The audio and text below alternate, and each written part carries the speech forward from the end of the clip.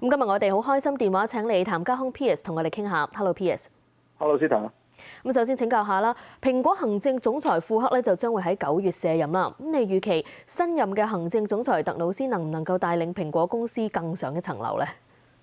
其實都有憧憬啊，因為特魯斯係一個技術人員啦。咁之前Tim Cook 就係一個即係 marketing 人啦，做營運啦，做供應鏈啦，做得好成熟啦。咁所以你見到咧喺Tim Cook之下咧個市值大幅上漲。咁但係呢樣嘢咧係絕對可以留翻俾下一任，因為呢啲建立咗，咁下一任咧只係呢一個架構上面咧再做得好啲啦。咁過去呢段時間，大家咧都會歸咎咧蘋果就話佢嘅 AI 落後啦，或者產品上面冇乜太大嘅變化同埋變更。咁有咗呢個Terminus 嘅話咧，我相信咧佢個技術上邊啊，同埋佢產品上面應該會有啲新嘅突破，因為畢竟佢咁多產品佢都有跟過啦。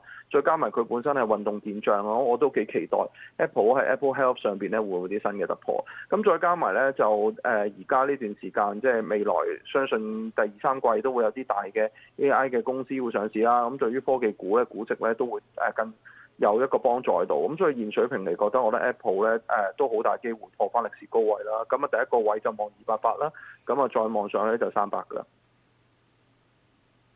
明白。咁講完蘋果公司咧，亦都想關注下電動車生產商特斯拉 Tesla 咧，喺星期3就會公布業績噶啦。咁你認為我哋有咩重點係要留意嘅咧？我覺得今次咧嘅業績裏邊咧，除咗睇下啲數據啲收入啊、營收啊會唔會超出市場預期之外咧，我哋值得留意嘅咧就係其實嗰個管理層令唔令到市場有信心，包括咧增長啊、盈利啊、估值方面啊。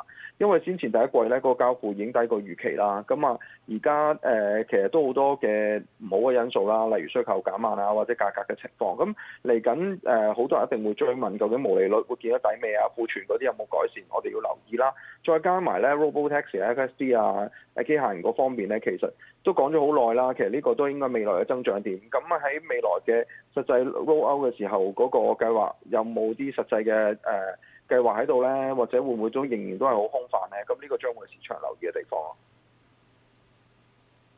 明白，多謝 Piers 嘅分享。今日傾住咁多先，最後再睇下美股最新表現。道指最新報49,610點，升163點；標普500指數報7,121點，升10點。節目時間夠啦，再會。